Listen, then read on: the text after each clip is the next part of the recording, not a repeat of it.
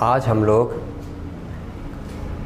Class 12th का model set जो objective वाला है उसका क्वेश्चन नंबर 1 से लेकर 10 तक कर चुके थे। आज हम लोग क्वेश्चन नंबर 12 से लेकर 20 तक करेंगे। तो क्वेश्चन नंबर जो 11 है वो ये कहता है कि if A is a matrix दिया हुआ है एंड बी एक अनदर मैट्रिक्स दिया हुआ है, then A B is equal to A B, यानी कि ए और बी का प्रोडक्ट करना है। मतलब हमको ए को बी के साथ मल्टीप्लाई करना है। उसके बाद ये 4 ऑप्शन दिया हुआ है, इन 4 ऑप्शन में कोई एक ऑप्शन सही है। तो इसको हम लोग क्या करते हैं, पहले देखते हैं कि ए मेरा एक मैट्रिक्स है, बी भी मेरा एक मैट्रिक्स है, इन दोनों को मल्टीप्लाई करेंगे। तो मल्टीप्लाई करने का जो रूल है वो ये कहता है कि अगर हम इस रो को लेते हैं, फर्स्ट मैट्रिक्स का रो लेते हैं तो सेकेंड मैट्रिक्स का कॉलम लेना होगा। तो कुछ इस तरह से करते हैं कि पहला एलिमेंट पहले के साथ, दूसरा एलिमेंट दूसरे के साथ मल्टीप्लाई करके ऐड करते हैं। तो 1 4 जा हो गया 4 प्लस 3 1 जा हो गया -3। ये एक रो एक कॉलम कंप्लीट हो गया। अब हम क्या करेंगे, दूसरा रो दूसरे कॉलम पे जाएंगे तो हो जाएगा 2 4 जा 8 प्लस 1 1 जा -1, यानी कि हम यहाँ से कह सकते हैं कि 4 -3 यानी कि प्लस में 1 और 8 -1 यानी कि प्लस में 7, यानी कि जो आंसर आया है 1 7 आया है, जो कि एक कॉलम का है। तो 1 7 है वो हमारा ऑप्शन बी जो है वो करेक्ट आंसर हुआ। तो ये 11 नंबर का क्वेश्चन था जो बहुत आसान है। क्वेश्चन नंबर 12 में है, ये भी यहाँ पे एक मैट्रिक्स दिया हुआ है और एडजॉइंट निकालने के लिए बोला जा रहा है कि जो मैट्रिक्स ए है उस मैट्रिक्स ए का एडजॉइंट क्या होगा। तो अगर हम मैट्रिक्स ए का अगर एडजॉइंट निकालना चाहेंगे तो बहुत आसान होता है। इसको कैसे निकालते हैं तो ध्यान देना है कि अगर मेरा एक मैट्रिक्स है तो इसका जो डायगोनल वाला एलिमेंट होता है उसको केवल इंटरचेंज कर देना होता है, बस इंटरचेंज कर दिए। और जो इधर वाला डायगोनल होता है उसको कुछ नहीं करते हैं, जो है वैसे ही लिखते हैं, बस माइनस लगा देते हैं, बस निकल गया एडजॉइंट। यानी 2 × 2 का मैट्रिक्स का एडजॉइंट निकालने का ये बहुत सिंपल सा तरीका होता है कि डायगोनल एलिमेंट को क्या कीजिए, आप इंटरचेंज कर दीजिए और जो राइट डायगोनल वाला जो एलिमेंट है उसको आप क्या कीजिए, जैसे कि तैसे रहने दीजिए, बस माइनस से मल्टीप्लाई कर दीजिए। तो ये अब यहाँ मैच करके देखेंगे तो ये हमारा ऑप्शन सी में दिख रहा है, यानी इसका सी हो गया आपका करेक्ट आंसर। तो क्वेश्चन नंबर जो 13 है उसमें 3 पॉइंट दिया हुआ है, 1 2 3 पॉइंट दिया हुआ, तीनों को ना है कि कोलिनियर है। अगर ये तीनों कोलिनियर है तो इनमें से कोई एक कंडीशन को तो सेटिस्फाई क्या करेगा। तो हम लोग क्या कर लेते हैं, ये 3 पॉइंट दिया हुआ है, इन तीनों पॉइंट को हम लोग मान लेते हैं पॉइंट ए बी सी, और x1 y1 first point, x2 y2 second point और x3 y3 थर्ड पॉइंट। अब हम लोग इससे क्या करते हैं, रिजल्ट को फाइंड करने की कोशिश करते हैं कि इनमें से कौन सा चारों में से कौन सा ऑप्शन में आएगा। तो हम लोग क्या कर लेते हैं, इसको एरिया ऑफ जो ट्रायंगल है उस कॉन्सेप्ट को यूज करते हैं कि अगर 3 पॉइंट है और 3 पॉइंट से अगर एरिया बनता होगा तो 0 होगा, क्योंकि ये कोलिनियर है। अब एरिया ऑफ ट्रायंगल निकालने का ये फॉर्मूला आता है कि 1/2 यहाँ x1 और अंदर में हो जाता है y2 - y3, फिर बाहर होता है x2, अंदर में यहाँ होता है y3 - y1, फिर प्लस x3 होता है बाहर और फिर अंदर में होता है y1 - y2 और बराबर में हो जाता है 0। अब हम लोग इसमें पुट करेंगे वैल्यू को कि जो वैल्यू है 1/2 ठीक है। उसके बाद x1 का जो रिजल्ट है वो a है, y2 का रिजल्ट है वो b है और y3 का जो रिजल्ट है वो 1 है, प्लस x2 का रिजल्ट 0 है। अब 0 के साथ किसी का भी मल्टीप्लाई करेंगे तो रिजल्ट हो जाएगा 0, इसीलिए y2 का पूरा रिजल्ट हो जाएगा 0, प्लस x3 वाला पुट करेंगे वैल्यू। तो जो x3 वाला वैल्यू है, x3 वो 1 है, y1 का वैल्यू 0 है, y2 का वैल्यू b है और ये हो जाएगा 0। अब हम लोग जानते हैं कि इधर जो 2 मल्टीप्लाई में उधर डिवाइड में चला जाएगा, ये भी समाप्त समझिए, ये कंप्लीट हो जाएगा, खत्म हो जाएगा। अब रह गया बात इतना, इसको हम लोग अब सॉल्व करेंगे तो ए बी से मल्टीप्लाई करेंगे तो हो जाएगा ए बी, फिर a को माइनस में 1 तो माइनस में a, फिर बीच में दिया गया है प्लस, ये 0 तो समाप्त हो गया, यहाँ से 1 से 0 खत्म आप तो माइनस में आएगा b इक्वल टू 0।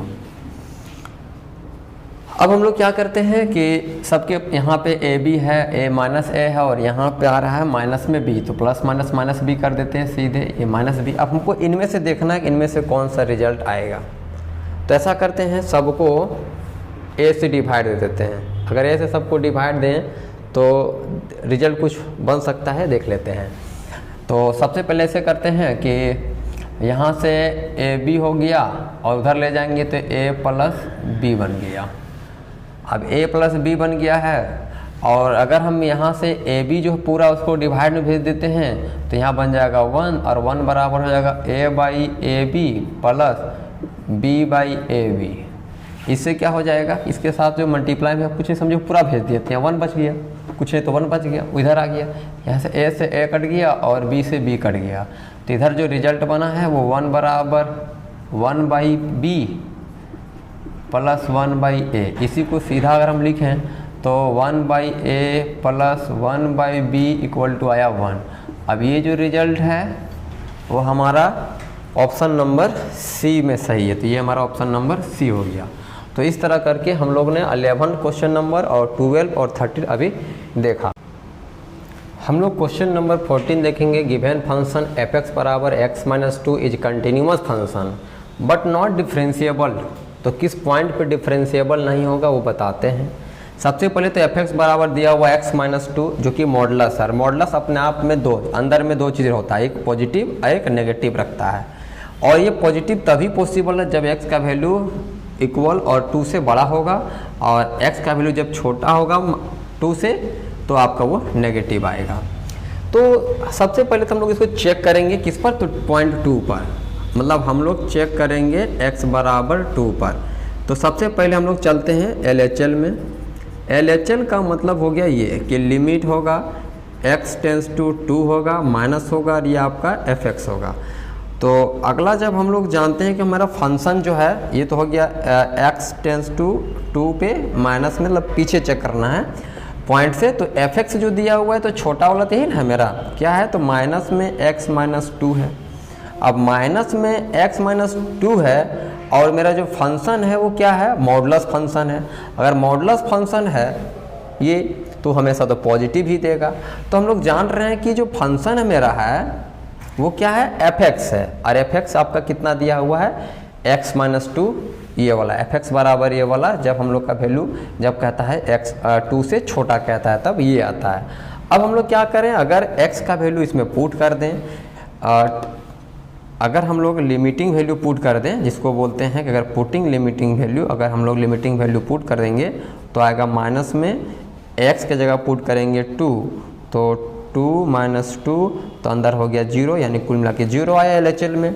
अब RHL चेक करते हैं कि जो RHL है यानी कि राइट हैंड लिमिट में अगर चेक करते हैं तो limit x tends to 2 positive पे चेक करेंगे और ये फंक्शन fx होगा।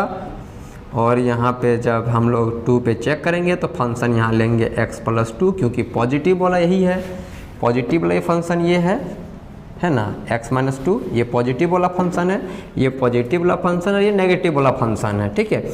इसीलिए हम लोग जब 2 से प्लस ले रहे हैं तो इसको पुट कर रहे हैं x माइनस 2 को, और जब x माइनस 2 माइनस में उसको रख रहे हैं जब x का वैल्यू 2 से छोटा है। अब हम लोग क्या कर लेते हैं कि x का वैल्यू यहाँ पुट कर देते हैं लिमिटिंग वैल्यू, तो यहाँ हो जाएगा 2 माइनस 2 यानी कि आता है 0, यहाँ भी 0 आया, यहाँ भी 0 आया।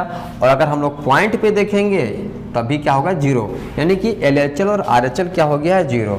और अगर हम लोग क्या कर लेते हैं पॉइंट पे चेक कर लेते हैं F2 पर, तो F2 का मतलब हो गया कि फंक्शन बराबर x माइनस 2, तो x माइनस 2 पे चेक करेंगे तो 2 पे चेक करेंगे तो 2 माइनस 2 तो कुल मिला के क्या दिया 0। यानी हम यहाँ ये कह सकते हैं कि LHL भी 0 है, RHL भी 0 है, मतलब तीनों बराबर हो गया है। इसका मतलब 2 पे ये कंटिन्यूअस है ना, x बराबर 2 पे ये कंटिन्यूअस है, यानी कि डिफरेंशिएबल तो होगा ही नहीं क्योंकि मॉडुलस फंक्शन है। तो हमारा जो आंसर होगा वो 2 पे हो जाएगा। तो हम यहाँ से भी चेक कर सकते थे सीधे, ठीक है, वो तो बना के हम बता रहे हैं, ऐसे सीधे हम लोग यहाँ से चेक कर सकते थे कि 2 पे ही ये कंटिन्यूस है, बाकी दूसरे में कंटिन्यूस नहीं हो पाएगा। क्वेश्चन नंबर जो 15 है उसमें ये कहा जा रहा है कि y बराबर sine cube x then d y by d x is equal to, मतलब साइन क्यूब एक्स का डिफ्रेंसिएशन क्या होगा। तो साइन क्यूब एक्स का डिफ्रेंसिएशन चेक करते हैं कि y बराबर दिया हुआ है sine cube x, sine cube x हम लोग इसको डिफ्रेंशिएट करते हैं dc with respect to x, यानी कि differentiation with respect to x, तो ये जो y हो जाएगा वो बन जाएगा d y by d x equal to, और साइन क्यूब का हो जाएगा डिफ्रेंशिएशन होगा इसका पहले साइन के रिस्पेक्ट में, और फिर डिफ्रेंशिएशन हम करेंगे साइन एक्स का x के रिस्पेक्ट में। अब हम लोग ये एक्शन लगाएंगे। अब एक्शन का फॉर्मूला कहता है 3 लगाना है, फिर x को लिखना है और यहाँ पावर में ऐसे 3 - 1 कर देना है, यानी कि n-1 इंटू एक्स, और उसके बाद यहाँ साइन एक्स का तो हम लोग जानते हैं कोस एक्स होता है, यानी कुल मिला के sine square x into cos x, जो कि ऑप्शन नंबर सी में दिख रहा है। तो इस तरह करके हम लोग को क्वेश्चन नंबर 15 कंप्लीट होता है। अगला जो हम लोग का क्वेश्चन है वो है 16। क्वेश्चन नंबर जो नेक्स्ट हम लोग का है वो 16 है। उसमें ये बोला जा रहा है कि y अगर cos inverse 1 - x square by 1 + x square है, तब हम लोग को d y by d x find करना है। तो क्वेश्चन ऑप्शन में 4 ऑप्शन दिया हुआ है, इनमें से देखते हैं कौन सा ऑप्शन सही होगा। सबसे पहले तो हमें दिया हुआ है y बराबर कोस inverse 1 - x square by 1 + x square. तो इसको कोस के टर्म में कन्वर्ट करने के लिए हमको क्या करना होगा, यहाँ पे x को लेट कर लेना होगा tan थीटा। जैसे ही हम x को tan थीटा लेट करेंगे और इसको यहाँ पे सब्स्टिट्यूट करेंगे तो कोस इनवर्स हो जाएगा 1 - tan square theta divide by 1 + tan square theta. अब ये जो कोस इनवर्स है और ये जो फॉर्मूला है ये पूरा का पूरा कोस 2 थीटा का फॉर्मूला है। कोस इनवर्स और कोस कट जाएगा, यहाँ से 2 थीटा मिलेगा, 2 यहाँ से ठीक है और थीटा हम यहाँ से फाइंड करेंगे। तो ये tan इनवर्स इधर हो जाएगा, मतलब tan इधर आ जाएगा तो tan इनवर्स x बराबर थीटा निकल जाएगा, और हम थीटा के जगह पे tan इनवर्स x पुट करेंगे। अब हम यहाँ पे डिफ्रेंशिएशन करेंगे x के रिस्पेक्ट में, तो यहाँ हो जाएगा d y by d x, और ये जो 2 है वो कांस्टेंट है, बाहर ही होगा, और यहाँ पे tan इनवर्स x हो जाएगा डिफ्रेंशिएशन। और हम लोग जानते हैं कि tan इनवर्स x का जो डिफ्रेंशिएशन होता है वो 1/1 + x स्क्वायर के बराबर होता है। तो कुल मिला के 2 × 2 ऊपर में और 1 + x स्क्वायर आ जाएगा। अब जैसा कि हम लोग को ऑप्शन नंबर ए में दिख रहा है कि 2/1 + x स्क्वायर आपका आंसर हो गया। इसी तो हम लोग देख रहे थे कि जो x + 2y tan x है और इसका डिफ्रेंशिएशन अगर x के रिस्पेक्ट में करेंगे तो 1 + 2 × d y by d x plus d x equal to tan x का हो जाता है sec स्क्वायर x, यानी कि डिफ्रेंशिएशन सीधे लगा दिए। अब यहाँ से अगर हम d y by d x निकालना चाहेंगे तो कुछ इस तरह से हो सकता है कि sec स्क्वायर x हो गया, इधर का +1 इधर आया तो -1 हो गया, और यहाँ तक हम लोग 2 को मल्टीप्लाई से डिवाइड में भेजें तो कुछ ये आपका आंसर आ जाएगा sec स्क्वायर x -1/2, जो कि ऑप्शन नंबर डी में है। तो इस तरह करके क्वेश्चन नंबर 17 हो गया। अगला हम लोग जो क्वेश्चन होगा वो 18 करेंगे। अब हम लोग क्वेश्चन नंबर 18 देखेंगे। इसमें कहता है कि इफ़ xy बराबर x³ + y³ then value of d y by d x is equal to, मतलब कुल मिला के हमें डिफ्रेंशिएशन करना है किसको, तो जो फंक्शन दिया हुआ है xy का फंक्शन है x³ + y³, इसको डिफ्रेंशिएशन कर देना है। जैसे हम लोग इसको डिफ्रेंशिएशन करेंगे x के रिस्पेक्ट में तो देखिए कुछ इस तरह बन जाएगा कि x प्रोडक्ट रूल लगेगा तो x होगा बाहर तो y का डिफ्रेंशिएशन हो जाएगा, फिर प्लस y बाहर होगा तो x का डिफ्रेंशिएशन 1 हो जाएगा, x³ का डिफ्रेंशिएशन 3x² और y का डिफ्रेंशिएशन 3y²। अब अगर यहाँ से और y के साथ में ये डिफ्रेंशिएशन y के का x के रिस्पेक्ट में हो जाएगा, चैन रूल यहाँ लग जाएगा, y में था इसीलिए। अब यहाँ से हम लोग क्या कर लेते हैं, एक तरफ कर लेते हैं डी वाई डी एक्स वाला को टर्म को, इधर बन जाएगा 3x² और ये y आ जाएगा इधर। फिर हम यहाँ से क्या कर लेते हैं, dy/dx को कॉमन कर लेते हैं, तो यहाँ से x और यहाँ से 3y² और इस जगह से हो जाएगा 3x² - y। अब मल्टीप्लाई आ जाएगा डिवाइड में, तो यहाँ से dy/dx का रिजल्ट आ जाएगा कि 3x² - y divide by x - 3y²। ये जो ऑप्शन है वो बी में दिख रहा है, यानी बी वाला सही आंसर है। अब हमको क्या करना है, क्वेश्चन नंबर 19 को करना है। 19 में कहता है कि slope of the tangent to the curve, ये कर्व दिया हुआ है।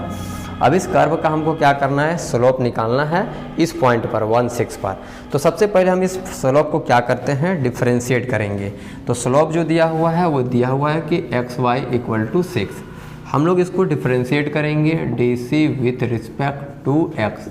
अगर x के रिस्पेक्ट में करेंगे तो हो जाएगा x बाहर, y का हो जाएगा dy/dx प्लस y बाहर होगा तो x का हो जाएगा 1 बराबर 6 का हो जाएगा 0।